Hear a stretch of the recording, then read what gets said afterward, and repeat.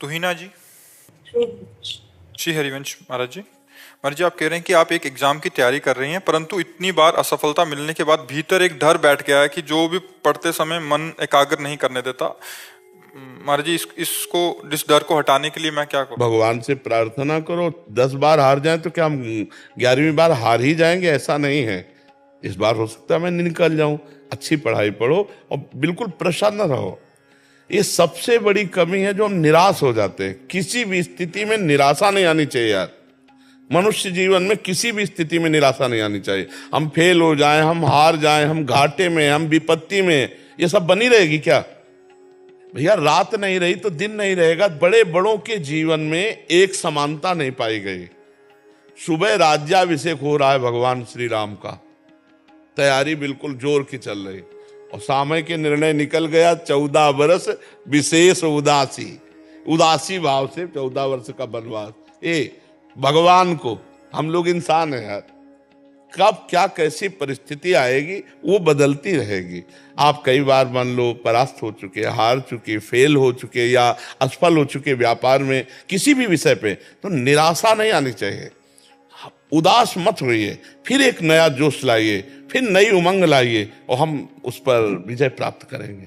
देखो, अगर उमंग छोड़ दें हम, तो अभी हम ऐसे हैं जैसे पुरानी बिल्डिंग की पूरी नींव गिर गई हो, पूरा मकान ढह जाए। अभी इसी समय हमारे शरीर में भयंकर पीड़ा है। कितने कष्ट तुम्हें गिनावे, लेकिन हम उत्साह के एकमात्र भगवान का बल और उत्साह, हम हारे नहीं हैं। अभी भी हम नहीं हारे, तो हमारी दिनचर्या चल रही, 12 बजे रात्रि से दिनचर्या चल रही। अगर हम हार जाएं तो अभी बिस्तर पकड़ ले, अभी बिस्तर पकड़ ले। हारे नहीं, नहीं नहीं। ये शरीर रोगी हो सकता है, मैं रोगी नहीं हूं। ये शरीर में पीड़ा है, मेरे में पीड़ा नहीं। तो हम आपके साथ बैठे हुए प्रश्न उत्तर कर रहे, हमारी दिनचर्या चल रही। अगर आप हार जाएंगे तो देखो, आपको विक्षेप पड़ने लगा कि पढ़ते हुए विक्षेप कि यार आप फेल तो हो ही जाना है, या पता नहीं फिर फेल हो गए तो सब पढ़ाई लिखाई नहीं। अगर हम फिर भी फेल हो जाते तो फिर भी निराश नहीं होंगे। फिर मान लो पढ़ाई ही केवल जीवन थोड़ी है, और भी जीने के उद्देश्य हैं, और भी जीने के रास्ते हैं। केवल पढ़ाई, अगर हम पढ़ाई में नहीं सफल हो पाते हैं तो क्या हमारा जीवन ही बेकार हो जाएगा? बहुत विवेक से हमें जीना है। हमें समाज के लिए जीना है, परिवार के लिए जीना है।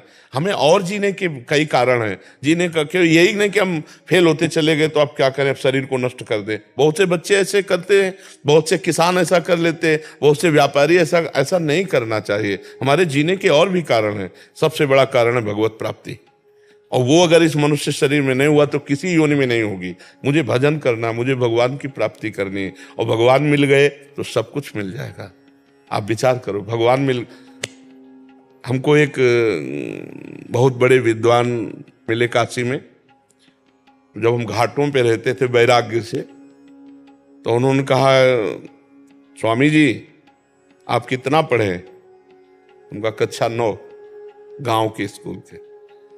उनका जीवन बेकार है, कम से कम व्याकरण तो पढ़ लीजिए। संस्कृत का एक होता है व्याकरण, जिसमें शास्त्रीय शब्दों का ज्ञान होता है। उनका हमारी आस्था नहीं रही, हमारी आस्था भजन और तपस्या में है। तो उनका क्या ज्ञान प्राप्त हो जाएगा भजन और तपस्या से, बिना व्याकरण पढ़े? उनका मुझे तो ऐसा विश्वास है कि वेदों का अर्थ भी आ जाएगा अगर तपस्या और भजन हो। क्योंकि तपस्या से क्या नहीं हो सकता, भजन से क्या नहीं हो सकता। तो उस समय तो हमारा जीवन ऐसा था, कोई मतलब नहीं था कि ज्ञान और प्रवचन और प्रश्न उत्तर, कोई सवाल ही नहीं था उस समय। तो एक केवल लक्ष्य था भगवत प्राप्त। लक्ष्य बना लिया तो आज आपका प्रश्न बाद में पूरा होगा, उत्तर पहले दिमाग हमारा तैयार कर लेता है। ये हमको बताते थोड़ी कि हम प्रश्न का क्या करने वाले हैं। ऐसा नहीं है कि पहले हमें प्रश्न बताया गया हो, फिर हम उसका उत्तर चयन किया हो, फिर नहीं। आप करो, आप प्रश्न करो, और पूरा नहीं होने देंगे, उत्तर भगवान पहले यहां फिट कर देंगे।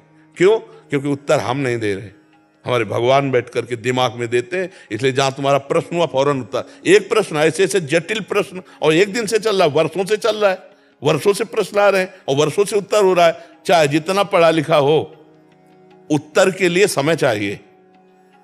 उत्तर के लिए समय चाहिए कि नहीं चाहिए?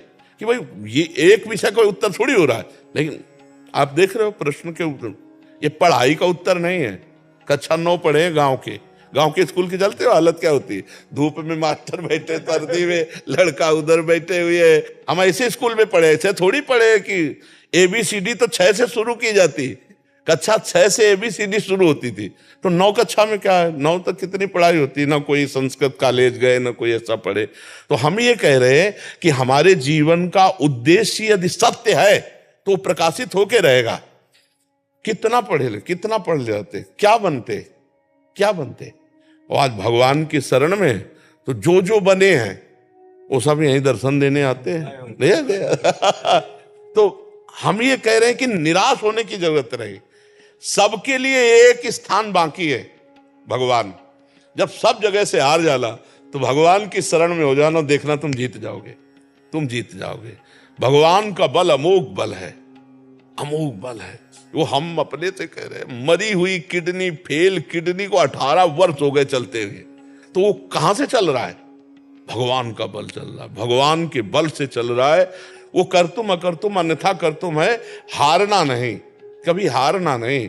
अंदर से भगवान से जुड़े रहो, इस बार नहीं तो इस बार जीतेंगे, निराश मत हो। और भगवान का बल नहीं होगा तो जीते हुए भी हारे हुए हो, और भगवान का बल है तो हारे हुए भी जीत जाओगे, पक्का समझो। जैसे युधिष्ठिर जी हार गए सब कुछ, लेकिन जीता कौन? सच्ची में युधिष्ठिर जीते, सिंहासन पर युधिष्ठिर जी बैठे। इसलिए धर्म से चलो, नाम जप करो और निराश मत हो, भगवान का भरोसा पक्का रखो। चाहे जिसका प्रश्न हो, संभल के रहो। अगर मन निगेटिव में ले गया तो डिप्रेशन में ले जाएगा, परीक्षा के तो बाद जाने दो। नकारात्मक सोच बढ़ती जाए तो डिप्रेशन में पहुंच जाओगे। इसलिए प्रसन्न रहना सीखो।